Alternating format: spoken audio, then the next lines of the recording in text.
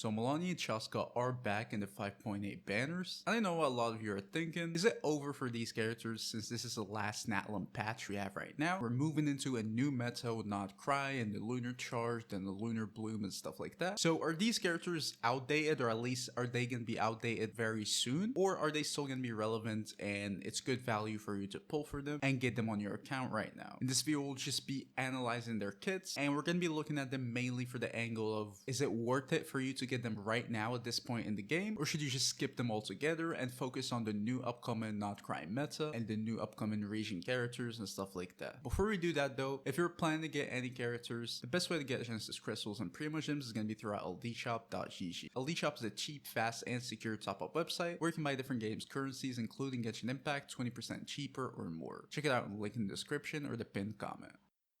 Alright, so starting off with Mualani. Mualani is the first character that came out in Natlan, and she's been living well since then. She was very strong and she still is right now. She's mainly just a Hydra main DPS. This is really her role, just a dedicated Hydra main DPS, that's all. Her playstyle is going to be a little unique. You gotta run through enemies, and then you gotta collect your charges, and then you use your charge attack to attack. So usually she's going to be dealing like 3 or 4 hits, and since her damage is going to be Hydra damage, obviously you probably want to vaporize it for you to just have a second multiplier on your damage. That's going to result in a lot more of it. That results in her teams being very limited to being played as just vaporized teams. Usually you just want to play Mualani in a vaporized team because, as I said, you'd want the multiplier obviously. If you player in any teams other than just vaporized, you're going to lose out on a lot of damage and it's not really going to be worth it. So her teams are going to be very limited to just vaporized teams. Usually you'd want just a pyro in your Mualani and then a couple supports, preferably just Natlan supports, and you're good to go.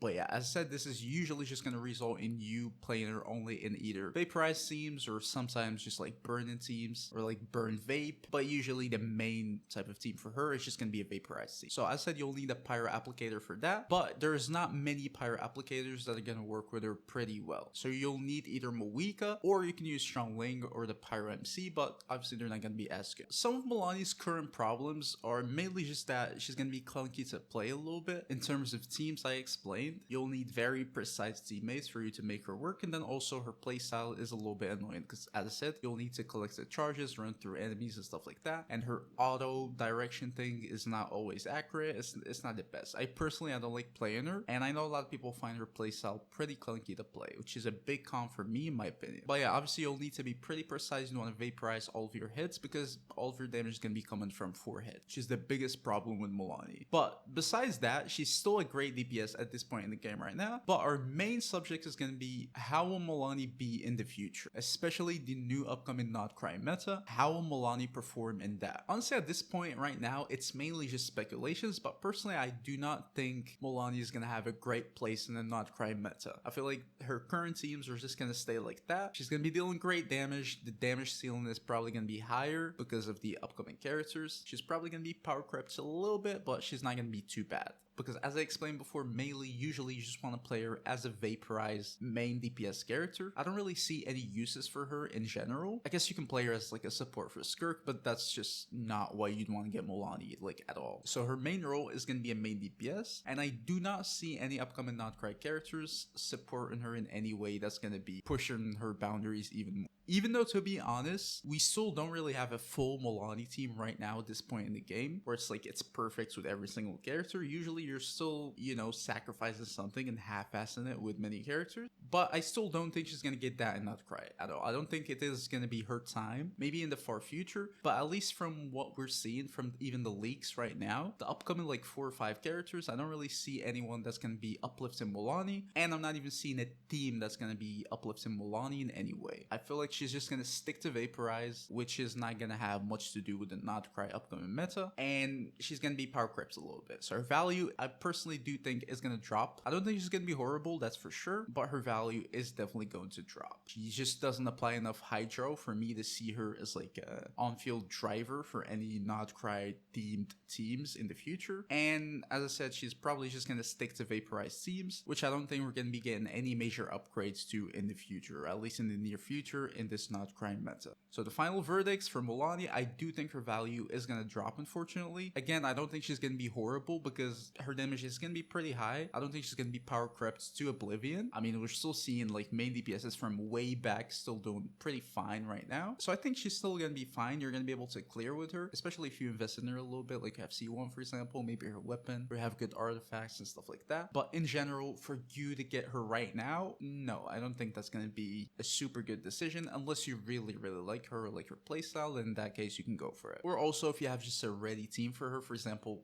obviously she needs Natlan characters. So if you have like Moika, then Xiaolin for example, or Setlali or whatever, and you need like a Hydra main DPS, in that case just get Mualani and then slapping her on that team. You'll have a full good team that's gonna be able to clear for a long time ahead. I think that's also fine, but I don't think it's a good idea to just fully invest in Mualani right now and start building around her. I think it's probably better to wait for the new. Now, moving on to Chasca, it's a little different with Chasca because she's not an emo main DPS, but she's mainly not really going to be doing an emo damage. She's mainly just going to be dealing either Pyro, Hydro, Electro, or Cryo damage, which is going to make her much more flexible than Mualani in general. Chasca's ability to deal different elements as damage, depending on her teammates' elements, is going to be pretty good, and it might open up more possibilities for her in the future, especially in this Nod-Krai meta. We're already seeing her being able to be played with like Inefa, so a team like Chasca, Inefa, Yansen, and then Fiorna, for example, is going to be pretty good already because Chasca is going to be just like a driver, on-field driver for all of these elements, and she's going to be enabling Inefa pretty well. And yeah, it's going to be a pretty decent team. So yeah, Chasca's ability to just convert the elements and deal this damage is going to make her very versatile, as I said before. And I feel like in the upcoming Nod-Krai meta, she's going to have more chances than Mualani in surviving, or at least getting a little better. You can definitely play Chasca more with like upcoming Nod-Krai characters. I already just gave you an example with Inefa. You can usually just play her as an on-field driver for these reactions. She can just lump them, like all of the elements together, and then you're gonna be getting your reactions, especially if you have dedicated supports for these reactions and they're Pyro, Electro, or whatever. So yeah, I do think Chasca is gonna be much more flexible. Obviously it's not guaranteed, but I feel like she has much more chances than Mualani in surviving in the Nod-Krai meta. Not surviving, but like just getting better in general. I feel like more teams are gonna pop up for Chasca for sure, and adding for that her usual pros, at least for right now. She's much easy to play, versatile teammates and team options. You can just hop in the sky and then just shoot enemies and you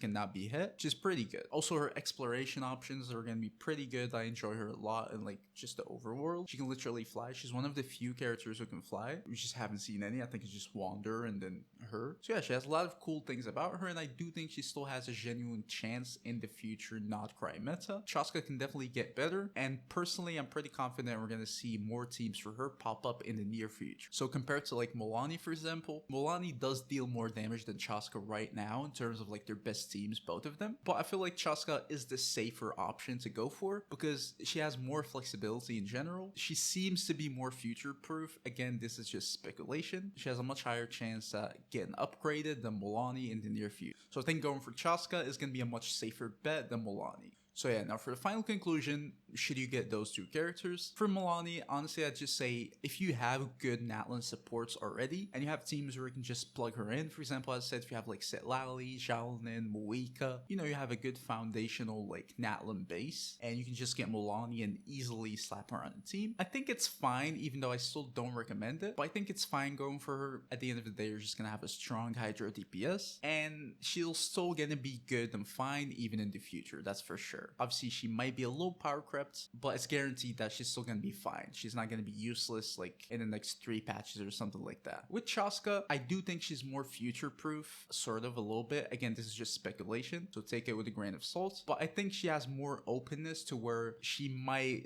squeeze in the Nod-Krai meta at some point in the future. We're already seeing it with Inefa right now, and I feel like she can probably be usable as like an on-field driver with a lot of upcoming Nod-Krai supports and stuff like that. So I think she's a little bit more future-proof in terms of the upcoming meta. But again, to be fully honest, with all of that being said, personally, I would skip both of them unless you really like them, or as I said before, you have teams that are already or just ready for them waiting. In that case, you can get them and plug them in. But I wouldn't really recommend just getting them and building around them at this point of the game. Just wait for the new meta, get the new characters, build around the new characters, and that's probably going to be more fun. The content is going to be tailored towards the new characters and stuff like that. So I think it's better to skip them right now. But if you still want to get them, they're not going to be useless, that's for sure. They're still going to have value. You're still going to be able to clear with them. So yeah, the choice is up to you.